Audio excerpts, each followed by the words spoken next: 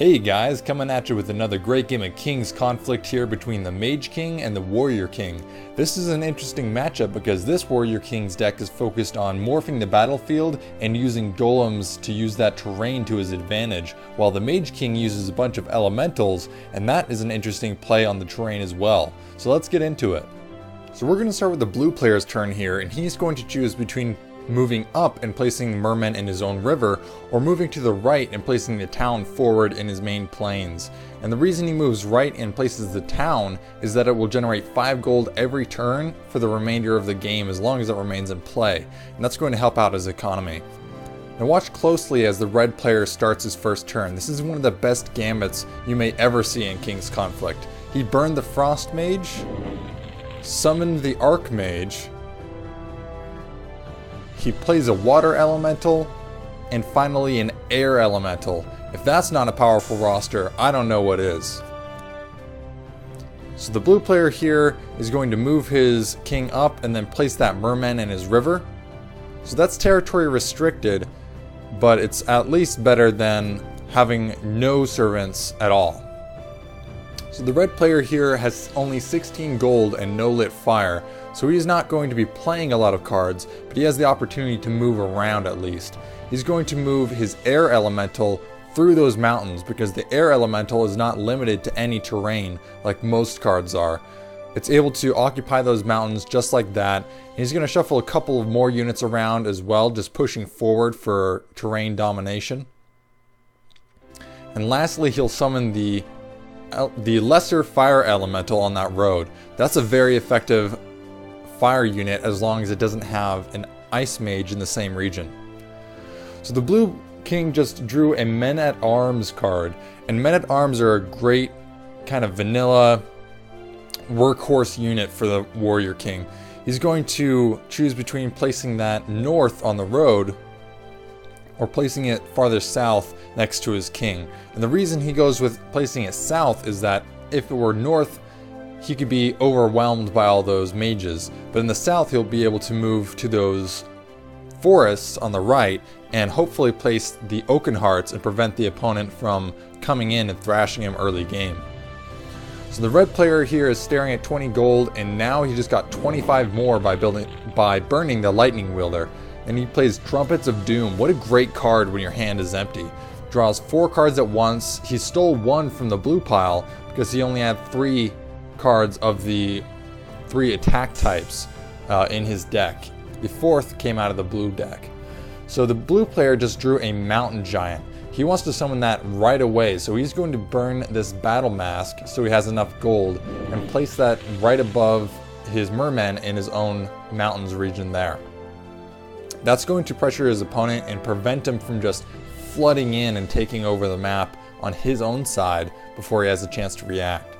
And by moving his men-at-arms forward, he pressures that air elemental on the right to either retreat or find support. So the red king is looking at where he wants to move his air elemental. He retreated him somewhat, but he depends on his Mage King to come in for support. He also has that lesser fire elemental, which cannot fight in the same region as a ice type mage, but that's not going to be a problem for the red player as the blue player doesn't have any of those on the field.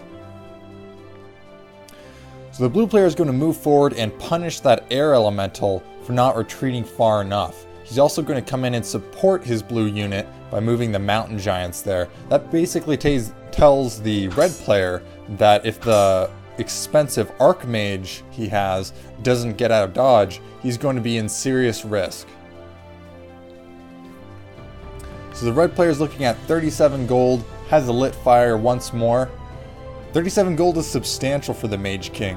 When he has an Archmage in place, all of his magic units cost less, and he summoned the Fire Elemental. What an incredible play.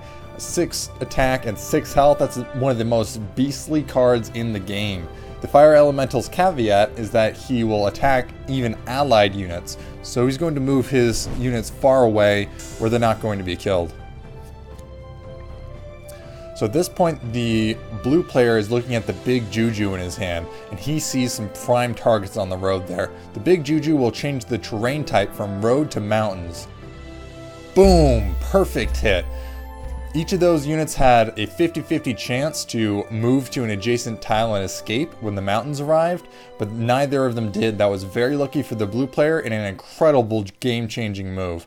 Now he just has to find a place to move his mountain giants to retreat and recover some of his health. He's also going to shuffle some of his units around for territory control and just to keep them out of harm's way.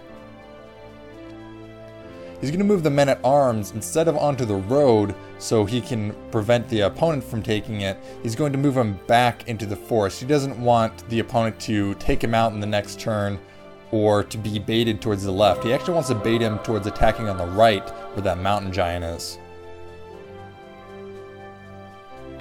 So the red player has 15 gold and a lit fire. He has 2 units now on the map. He suffered some serious losses and the terrain is uneven and dangerous for him. So he's going to burn a water elemental, move his king, and then summon a hunter to the rear. That at least is going to provide him with a little bit of food and money.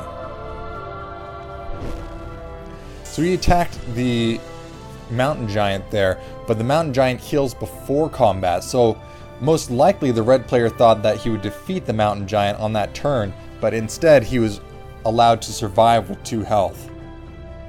At this point though, he would not fare very well against either of those elementals on the red side, so he's going to move back where he can't be hit again until he has an opportunity to heal up.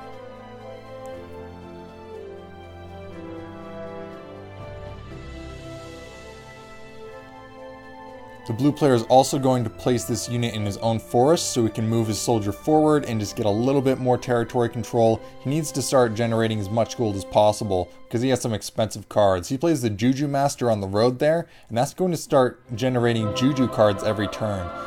The large Juju is what turned that road into mountains. Small Jujus turn one tile at a time into an adjacent tiles type. So the fire elemental, which just retreated to the rear of that mountain range, and is pressuring that road there, is still in deadly risk of being killed with Juju turning its space into a mountain. It has a 50-50 chance of dodging even if that happens, and there's not much else that the red player could do with it regardless, unless he wanted to keep him on the bench where he wouldn't really be doing any work. So the blue player just drew a gold mine and generated a small Juju. He's obligated to try that out and see if he can defeat that creature with it. And he gets it. That's the 3rd one in a row that has lost the coin toss and perished to the Juju. So it's turning out very well for the blue player. He's also going to move his Juju Master up and summon a gold mine in the left mountain range. Now he controls even more region, and he's going to be generating a substantial supply of gold.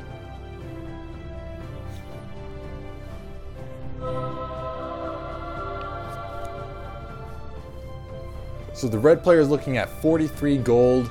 He has only a few units and they're pretty much to the rear, but 43 gold can do quite a bit considering the red player has a lot of strong units in his repertoire. Now he moved that unit up, which pressures that Juju Master. He must have something to summon to support it.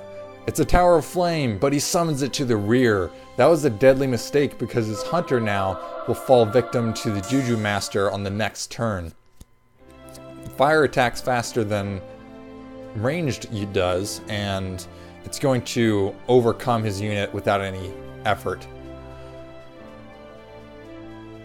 So the blue player is going to use a small Juju to try to snipe that other card, that water elemental there, but finally his luck runs out and the red player manages to evade. He's also going to move his mountain giant to place a men-at-arms. Ideally, he would have placed his men-at-arms just above his Juju Master into the forest so he can generate a little bit more gold, but that's not a bad move either.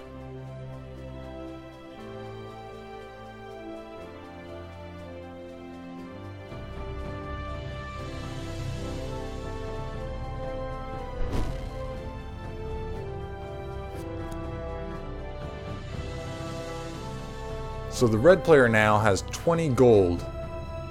and lit fires, so he burns yet another lightning wielder. That's a lot of expensive cards he's burned in this game, but it's really paying off for him. He's going to summon the Frost Mage, and he has enough food that he doesn't have to worry about starvation. At least until the blue player reacts with this small Juju. Now he's going to use this in a very unconventional way to turn 2 separate hills regions into one, and now both of his units are in the same hills region, so it's going to generate 2 fewer food than he was previously. He's going to move up his Juju Master here, place an Oaken Hearts in the forest, and more importantly, he's going to move his men at arms to contest this plains region that the king is in. And this is going to reduce his food from 4 to 2. Now his units are starving, and that's going to spell doom for him, as the Frost Mage is going to starve to death with only 1 health. The blue player also places a second Juju Master. Now he'll generate 2 Jujus every turn instead of 1.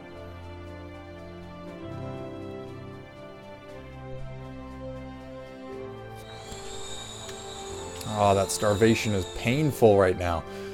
That was a really tough move to take, and the king is choosing to retreat as opposed to move forward with that water elemental he has in his own region. Now the blue player is generating 2 small Jujus. He's considering where he can use them to create more mountains, but he knows that hills override mountains on the terrain scale, so the plains would turn into mountains. And the blue player has also experienced some trouble he's run into by using show-off moves with Jujus in the past, so he's going to forego that, just choose to move his mountain giants up, and he's going to plan to engage that Blade Flurry card that he's been holding on to this entire game. Here you can kind of congratulate his opponent. That was a very well fought game. It went back and forth with some very powerful summons on both sides. So he finishes it off with the Blade Flurry. Hard-won victory. That was a great match. It was a great demonstration of the way that Juju cards combine well with golems like the Mountain Giants and the Oaken Hearts, as well as showing some of the tricks that the elementals bring to the board. Thanks for watching, guys. King's Conflict is a free online game you can download at kingsconflict.com. You can also follow us on Facebook, Twitter, or Tumblr, or check the game out on IndieDB or GameJolt. If you'd like to support King's Conflict, you can share it with your friends, contribute online in the forums, or even design and submit maps. Download King's Conflict at kingsconflict.com and play today, guys. Thanks.